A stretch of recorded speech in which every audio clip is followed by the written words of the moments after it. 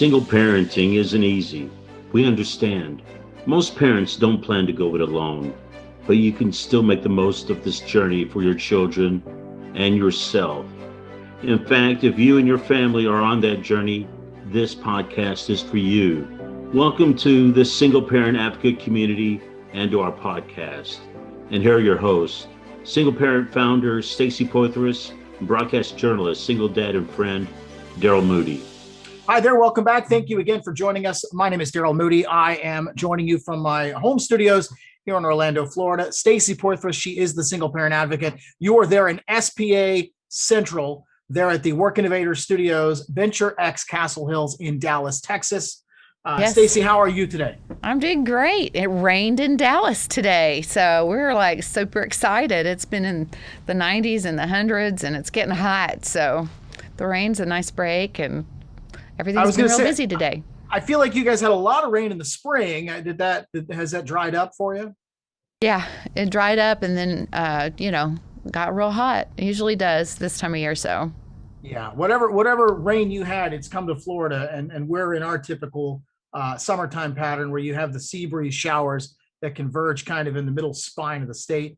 And then you have pretty good thunderstorms throughout the afternoon. But that's, we deal with that every day. So let's do our normal housekeeping right now, where we kind of catch up on all of the things that Single Parent Advocate is doing. Of course, we have the big back to school supply drive already underway. You guys have teamed up with Amazon Smile as a way to allow folks to buy the supplies that you guys need and raise a little extra money for Single Parent Advocate. Stacy, catch us up to date on that. So what we did is we published a shopping list on Facebook. Everybody can go to Single Parent Advocate on Facebook, and you can pick an item and donate there. Or if you'd like, you can go to our donate page and, decide to fill a backpack. It usually costs us about $20 to fill a backpack for either an elementary person, young person, or a high school or middle school person, young person. And what we do is we really go throughout the Metroplex and look at all the school lists, and we kind of harmonize them, and we separate our backpacks into elementary boy, elementary girl, which is designed to really harmonize with kindergarten through fifth grade. It's then we separated middle school and high school boy and girl, and make those lists because they tend to be mostly similar. What we want is to help single parents in the area of getting the basics covered, as well as turning around and making it to where they can really just spend their time finding and locating all of the unique items, because sometimes teachers in different classes, they'll have unique items. So our goal is to be able to provide the financial relief, and the time relief of the families that are nominated for our care, to be able to, make going back to school, a little more easy, but also freeing up the parents' time to do the shopping for the special items with their kids, and kind of being present and staying involved in that. So we're going to be partnering with Matthew 6 Ministries and Fellowship for Life Church. We're going to be on location there, packing backpacks at the end of July and then distributing them the first Saturday in August. And so all of the back to school elves are busy beavers right now, and so we just really are grateful for anybody who will hop online. They can hop online and, like you said, go to smile.amazon.com, pick Single Parent Advocate as their charity, and then on Facebook you'll see the address here at the Venture X Work Innovators Studios. They can just have those items shipped here to the attention of Single Parent Advocate, and we'll make sure that these get put in the backpacks of some kids and lifting lives of not just the kids, but of the parents and the whole family whenever we have them come through there at the beginning of August. So we're pretty pumped about that. I'm also sending out a poll to make sure that if we have single parents in our population that are going to college, it's our goal to help these families as much as possible with purchasing their books, because books can get pretty expensive when you're in college. Even if you buy a used book or you have the option of using an ebook, by the time you add yourself and your kids and the supplies and everything all up, it can be a pretty penny. So we're just trying to come alongside each of these families that are, improving their education and help them out a bit. So it'll be fun. I just want to make sure, you had mentioned having boys backpacks and girls backpacks. Now the boys backpack is going to have the Trapper Keeper with the Lamborghini on it, right? And then the girls backpack will have the Trapper Keeper with the Pegasus dancing in the clouds, that sort of thing. Yeah, we got sparkles, but we also have some young ladies who are more athletes, and so they like, the blues and blacks and grays, just like the guys do. And we have some guys, they want to have, different ones. And so we just try to keep it simple and give a great selection. We actually buy backpacks all year long.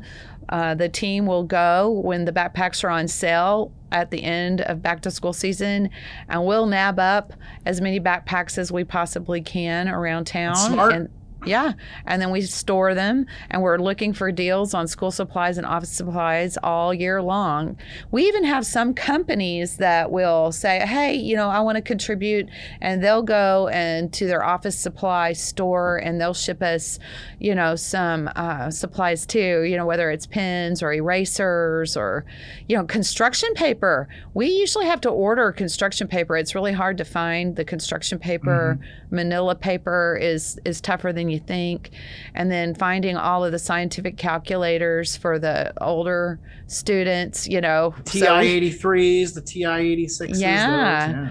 And then, this just kind of helps the parents focus on getting their kids clothes. It's my dream someday to be able to give the kids, clothes, but those are, very unique and personal choices sometimes that the families have to make. So we just try to keep it simple, cover the basics so the parents can go out there and do the personal shopping with their kids and make sure that they have time to have that fun together and bond.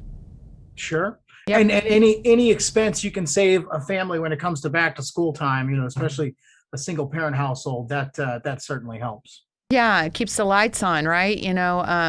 2 kids can cost, anywhere from $300 to $600 to get the whole, clothes, school supplies, all the different things they have to sign up for at school. It can be really a dent in the old budget for sure. So we want to try to just lean in and do what we can. And so we do.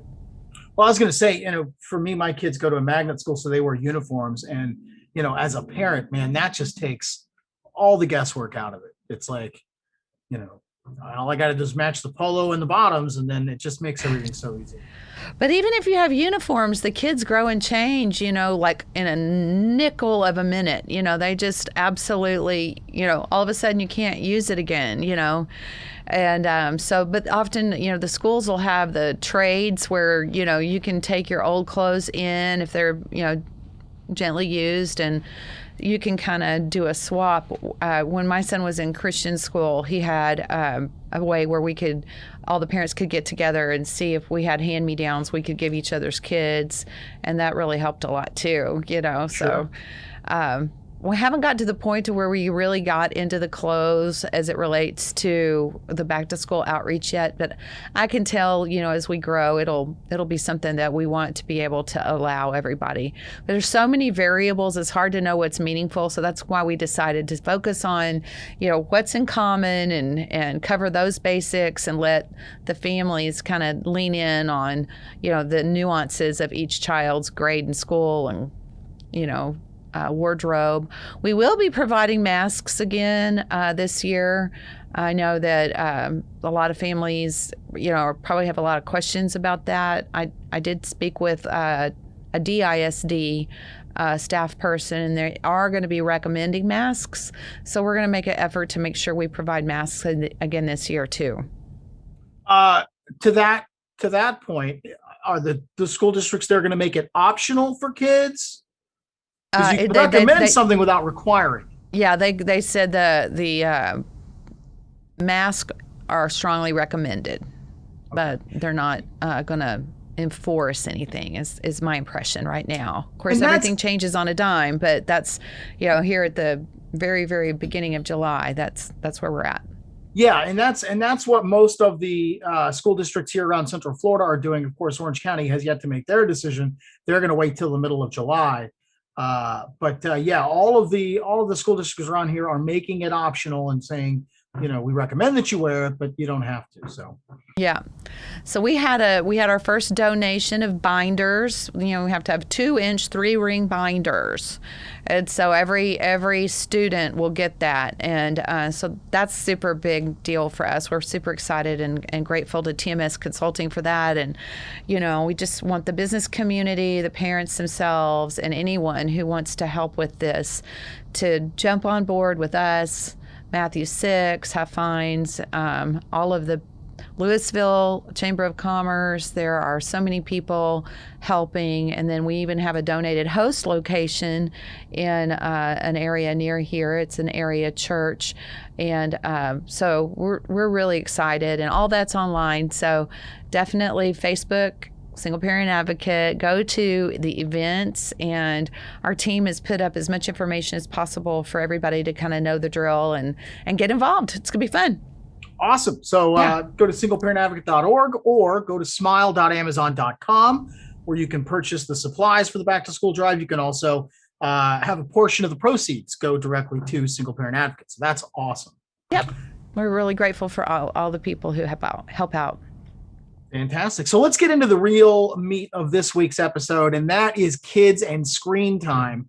And this, the reason we decided to tackle this subject matter this week was because we talked last week about my daughter Elisa's birthday, and one of the gifts that I got her was an iPad. She turned 8, and I got her an iPad. And you, Stacy, were like, "What do you mean you got her an iPad? That sounds crazy." And I, my original justification for buying the iPad was that she uses iReady in school, and iReady has a desktop computer platform, and then they have the iPad platform. So they don't do just a regular tablet platform. So I'm not buying her own desktop computer. So I got her an iPad, but there is a slippery slope to that, in that now my daughter has completely unfettered access to YouTube. And the subject matter of kids and YouTube, I actually talked about it in my own podcast, Not in the Mood with Daryl Moody. And I had an expert where we talked about kind of the perils of allowing your kids to have that much screen time, maybe some of the things you're supposed to look out for. And the conclusion that I came to for me and my household was that, as long as I can limit their time on it and I'm aware of what they're watching and what they're doing with the iPad, I'm kind of okay with letting them have it for now. Now, that being said, I have to use YouTube as a disciplinary tool in my home. So my youngest, Claire, who is going to turn 6 in August, has been getting in trouble at summer camp, putting her hands on other kids, not following instructions when they're doing swimming lessons and all that. So she's been barred from the pool. Wow. And when she comes home on Wednesday, there will be no YouTube for Claire Bear. Wow. What does she watch on YouTube? They're called 1, 2, 3 Go videos. They're like these, they talk about different, they call them hacks. They're like, oh, you can do this if your hair looks bad or you want to have bangs, you can flip your ponytail forward and just different things like that. So it's obviously programming that is geared toward children. As the parent who comes into the living room and they're like, oh, well, let's watch this together. It's frustrating for me because, my thing is, hey, can we watch some professionally produced content, perhaps made by people who know what they're doing and not just amateurs with a YouTube channel? So, I have it on the TV in the kids' playroom, and I can see what they're watching from the from the kitchen, but I make it very clear to them I have no interest in watching YouTube with them. Now, you had a different situation. Your son is older, obviously, so he, YouTube and technology and screen time wasn't as pervasive when he was 6 and 8 years old. So give me your take on this. So when Chris was 6, it was more the buzz around, raising your kids was, don't let the TV be a babysitter. You don't want to just, let your kids come home and plop them in front of the TV to keep them busy while you clean and cook and take care of the chores around the house, or, maybe you have a middle school child, and they end up being latchkey because once they're 12 they can come home from school and do their homework and kind of chill, and then you come home from work and then you have your family time. And so I think it's kind of the same concept now that technology has changed so much, and then of course we had social media take off and everything. And I thought about, getting Chris a phone more about, emergency and communication and staying in touch while I was at work, because I would work 40 and 60 hours a week.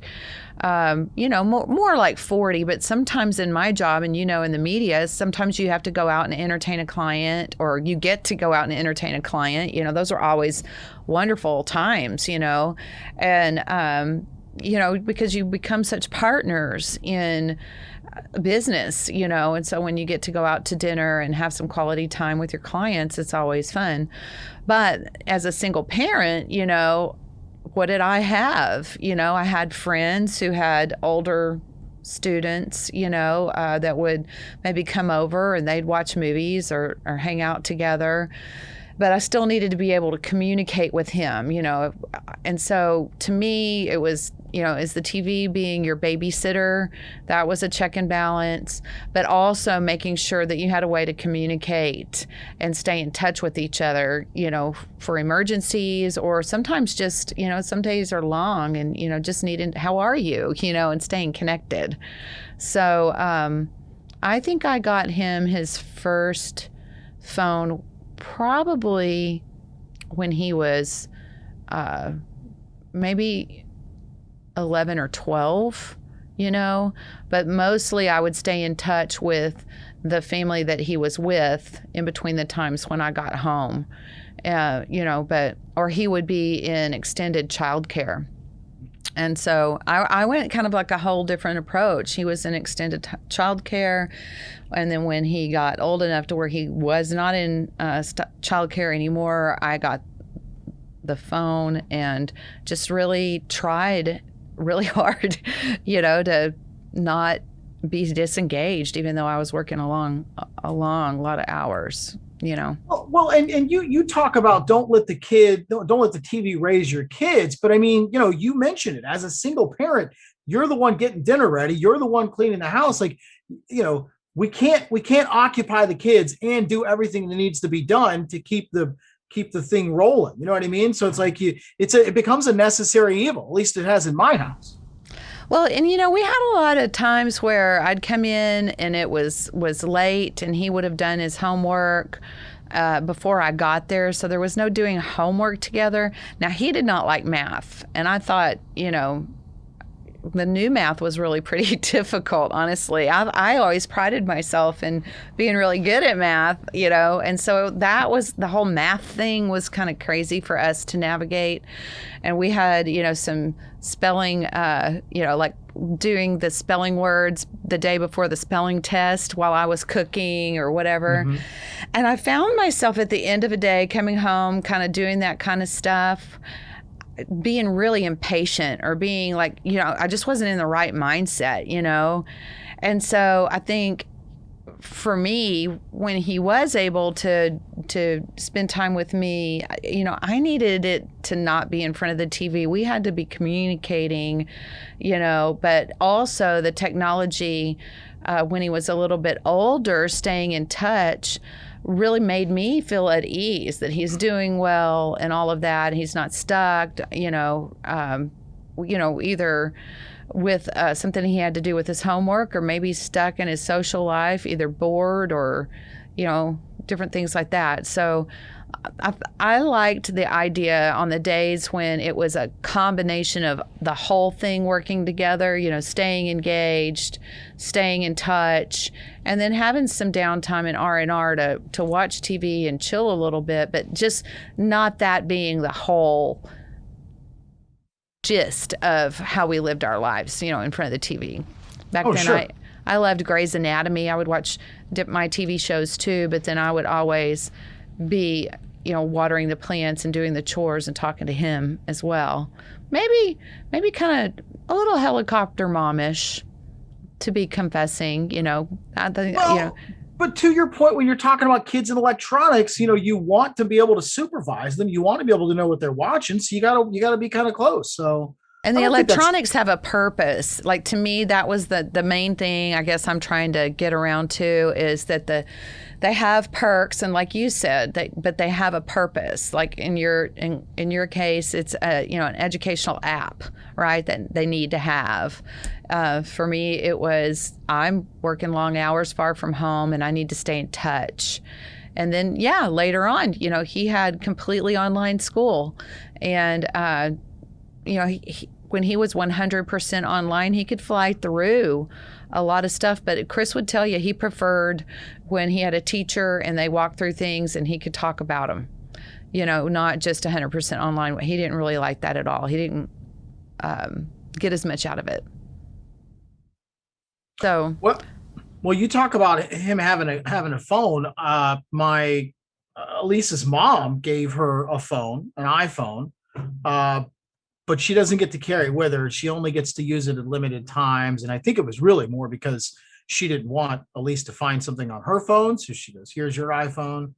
But Elise doesn't get to carry it with her. So it's not really, to your point, it's not necessarily a tool that she can use to stay connected, because, she's only allowed to use it when she's at her mother's house and when her mother lets her use it. So, but it was kind of fun being able to text with my daughter, while I'm anchoring newscasts, and then between the newscasts I'm texting with my, that was a unique experience. I did get a kick out of that.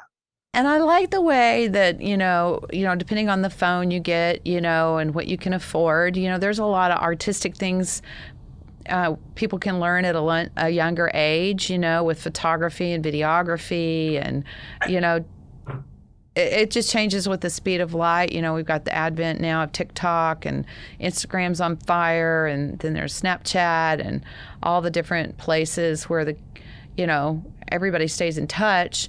But, what I find is a lot of the clinical approaches to technology and kids, there's some strong advice out there about, what to be on the lookout for, and what we can do, as parents, to be on the learn and be engaged. And I found this article at thetot.com, and it talks about the impact of technology on behavior. Have you ever seen that?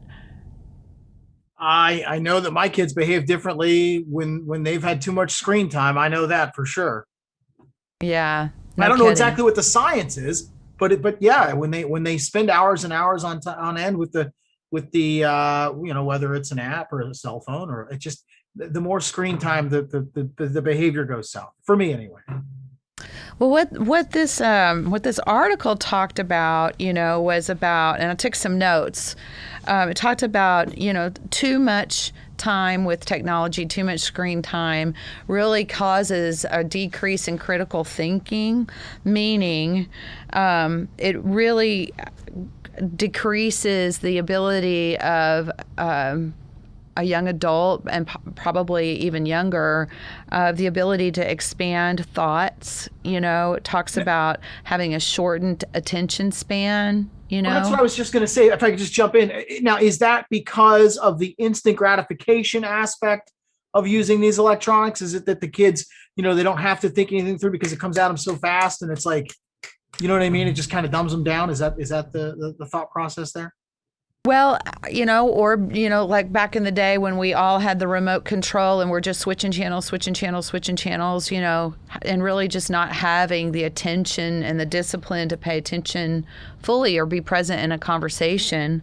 It talked about, also how when somebody gives us all of our own visuals, like if you read a book and you don't have a picture with it and you're reading the story, your imagination creates all of the pictures, right? You try to imagine all of the things the author's describing, right? But if you're just watching something, they serve it to you. And so your imagination doesn't really create those pictures anymore, was kind of the gist of it that I got. And so kind of the critical thinking, problem solving, it's all done for you if you're on video, right? Well, and it's almost like you're blocking a pathway inside your own brain. Yeah. And so, that's why they said, educational videos, things that are, games, things that make that part of your mind kind of wake up, right? Really important. Or skills training. Like, you can get an app on an iPad that teaches you to play the piano. It can teach you to, I don't know. It's not just a video that teaches you how to do your hair in different ways. It actually teaches you a skill, And so I've had people even do voice lessons and do vocal eases on a tablet or on a device, So just making sure that woven in there, there's something that makes your imagination and your critical thinking kind of come alive versus, just sitting back and being served. Right. Now I can hear the listeners now saying, like, the kids don't need a device. Why would you hand a device to a little kid? They're going to use these devices for the rest of their lives, Stacy. They're here. I mean, you can fight it, but there's no sense in it. I mean, you may as well get the kids comfortable with the technology now. And like I said, set some right rules with it. Oh, yeah, no, absolutely. You have to be involved. You have to know what they're watching. You have to be able to see it and hear it, to monitor it.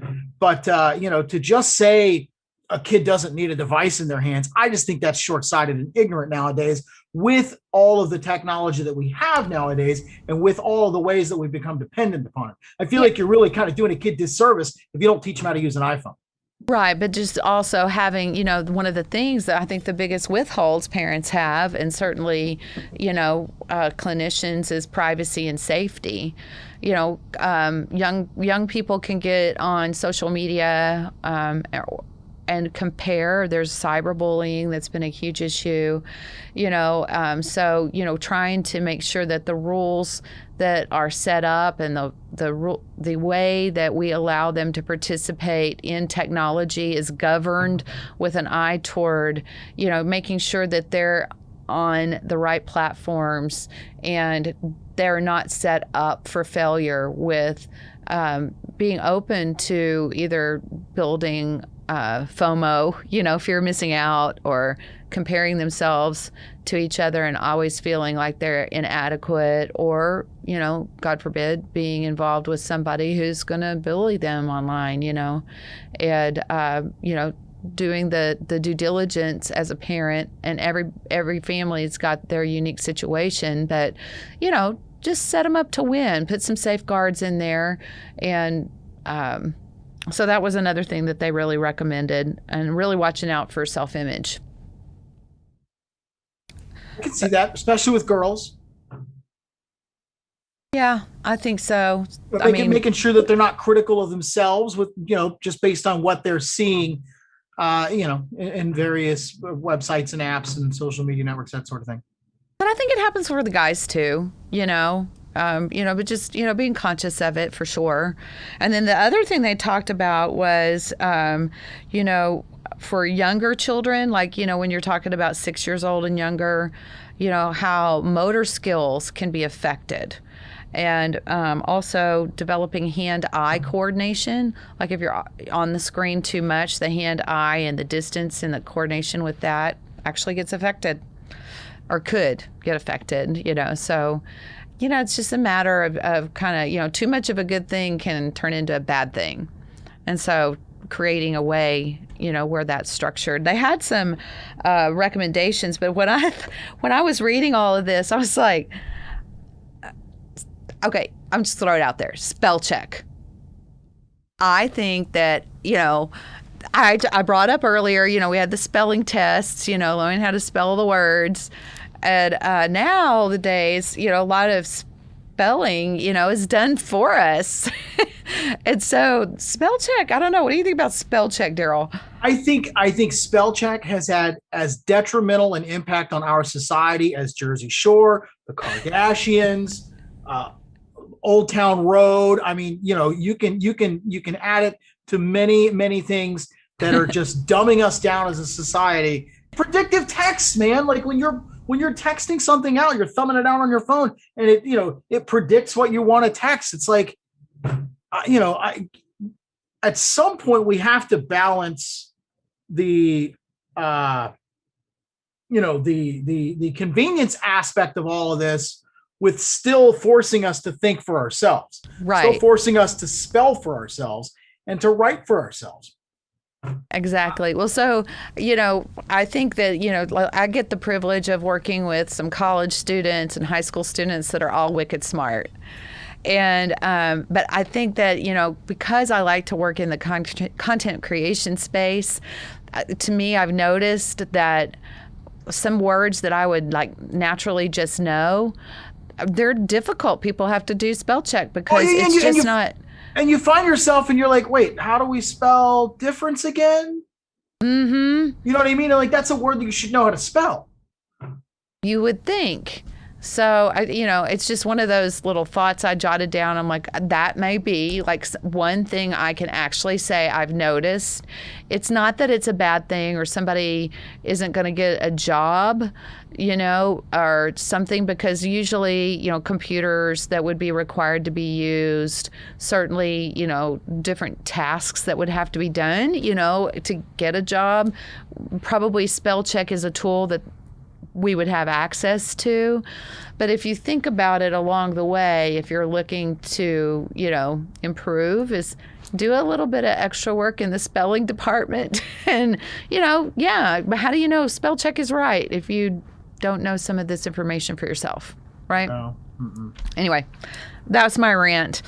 But, okay, so there were 5 things that the tot.com article said that we can do as parents to just make sure that we're right-sizing technology in the lives of our homes and our kids. It said, be informed and aware, not just informed and aware, but be involved, not just in the trends of technology and all of the social media that we allow our kids to be engaged with whenever we do give them a device. They said, not just the trends, be aware of what your student or your child is using. It's okay to be, aware of trends, but it's really, knowing what's touching your child and your family and kind of knowing what's out there, but also knowing what's in your home and what's in your child's hands and head.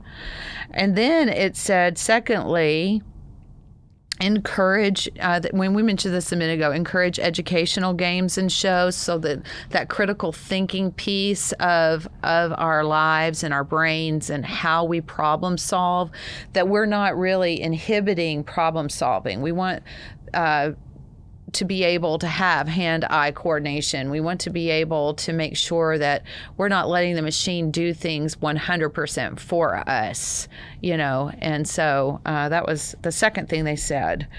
And then this is something you've touched on, Daryl, before, about having an open relationship with our kids, just making sure that it's safe to talk to us about technology and what's happening. That, if we create an environment where we are living in fear of technology and things like that, that doesn't create a great space for our children to be able to ask questions, run things by us. I don't know. Do you have any input about that? I know this is really something you feel strongly about.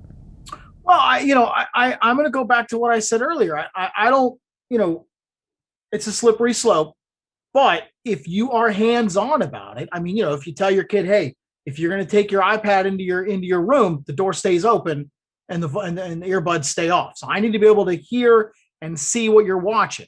So it's all about just being involved. It's all about, like you said, you you can't hand them the iPad and say, all right, take off, go do whatever you're going to do. It's, why don't you sit at the dining room table while I make dinner and you can watch your iPad and then I'll know what you're doing. So, Exactly.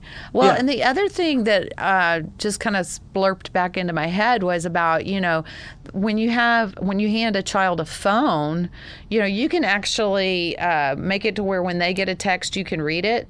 Depending on their how young they are. I mean, that's kind of Big Brother-ish, but I think for a while, maybe you share the iTunes, maybe you share, the texting for a little bit and just try to make sure that you're aware. I mean, obviously, I'm going to have to sort all this out with my ex-wife when the time comes. But for me, like, I don't see any need whatsoever why my kids need to have any kind of social media presence before they're 13. Right. And of course, all of that's going to change by the time your kids are 13. Well, by the time they're 13, they're going to have it, they're going to have a chip in there. They're going to be able to talk in their hands like this. You know what I mean? It's all going to be there. We're all going to be riding in the sky. Well, and to the viewers and the listeners, listen, we're not the experts here. We're not telling you exactly how you should do it. We're just kind of giving you our 2 cents. I'm going through this right now. You've already gone through it. And that's really what we're trying to do, is just kind of share our personal experiences, and maybe some of the listeners and viewers have similar stories they can share. Oh, yeah. In fact, that was the next thing. They said as parents, and, to remember that we're role models. I can't remember her exact words, but we need to model what good behavior as it relates to technology looks like. And, make sure that we have unplugged time.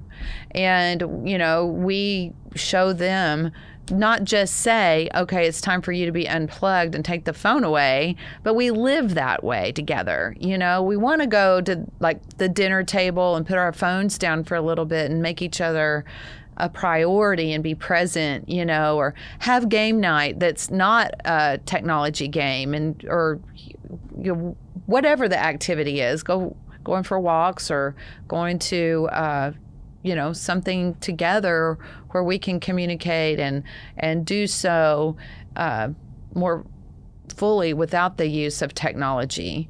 And that was really, I thought, a really great point. Having an open relationship as it relates to technology, making sure that we establish unplugged times for our kids, but then we model both of those for ourselves, or we model both of those ourselves. And I thought it was a great article. It was geared toward, the younger end of the spectrum. I think many young adults, by the time they're 15, 16, and we talk about, these kinds of things, of course, they have to be adapted for the age of each child. But either way, it was great advice, just making sure we set a set of rules for our kids as they grow and get involved in technology where they're healthy and we are, able to communicate, especially during an emergency, stay in touch. We can do our schoolwork and the things that we need to know and have to be able to keep up in the world today, but then also kind of look at it from the lens of, hey, there's a time to put that down and be a family. Oh yeah, if I touch the phone during dinner, Elise is all over me. I get in trouble. I get in trouble with the 8-year-old if I touch my phone at dinner. Yeah. So what does good look like? That's like you said, it's going to be good. Good's going to look like a different thing in each and every home. But if we're introducing technology to an 8-year-old like you are right now, try to see and read what that set of rules might be for you and your family. And like you said, talk about it with your ex-wife. Make sure, everybody's on the same page if possible. And if not, at least there's, something you're comfortable with, and at least you tried, and you kind of done the due diligence. Well, good. We've given the folks a lot to think about, a lot to ponder. We hope you decide what's best for you and your family. Again, we're not the experts. We're just kind of sharing with you our experience with this stuff. And hopefully you guys will use what you've learned from the show, and you'll make your own decision and do what works best for your family. So Stacy, again, bring us up to speed on the back to school drive. How do folks help? Oh, yeah. So, like we said at the beginning of the show, guys, smile.amazon.com, pick Single Parent Advocate, cross-reference Facebook. We have an event up where you can take a look at the list of supplies that we're looking to provide each of the kids. You can have it shipped from smile.amazon here at Venture X, and they will have them here for us. And then we'll be doing a sort along with Matthew 6 Ministries and distributing on August the 7th to families face-to-face. And we sure appreciate everybody. And hey, if you don't have time to go to smile.amazon, you can go to singleparentadvocate.org. If you donate $25, it will pay for a backpack, and I'm talking filled backpack to the brim. In fact, we have to have side bags too, because we always provide, the wipes and the construction paper and the bigger items that don't go into the backpacks. Well, yeah, then there's all the supplies you have to bring into the classroom every year. Yeah, exactly. So we really, all that stuff. Yeah. We do. We scour the earth for the best deals. These backpacks are not scant. These kids are $25 sends them to school well equipped.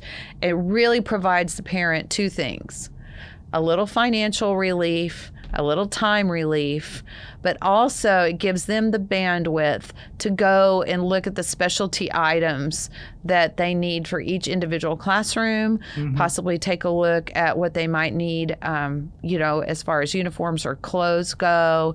And then in addition to that, we really want to provide some school book scholarships for some parents, some single parents themselves. So school books, once again, cost anywhere from $300 to $700 depending on what the major is. And so we do come alongside some families. So if you are someone who has extra income and would like to lean in the life of a single parent who is raising their kids alone and then also trying to increase their earning power, that would be a big difference. Any amount helps. And we're just really grateful for bringing all of us together to lift lives and help these families have a better chance at success, both whether it's the kids or the parents themselves. There's this thing I always say: the best gift you can give a child or a teenager is a happy, healthy, whole, and hopeful parent. And so that's why we really get into the book scholarships. We want the whole family growing and able to survive and thrive. Awesome. So folks, go to singleparentadvocate.org. Make sure to donate to that cause. And again, that drive is August 7th. And we'll continue to talk about it leading up to the big day. Yep. We'll be doing the school drive through July 30th. And then we'll have all the families in this area coming together on August the 7th. So, if you want to get involved, feet on the street, and you're in this area, we are always needing more volunteers to help us. So you can always go online and send us a note, and we'll put you in our volunteer crew, put you to work. All right. Well, thank you, folks, for joining us once again. If you are not subscribed to the Single Parent Advocate podcast, wherever you're listening, whatever platform, make sure you click that subscribe button. You'll be the first to know when the new episodes come out. So thanks for listening, and we will talk to you folks next week. And happy 4th of July, everybody. Have a great, great holiday. Yes.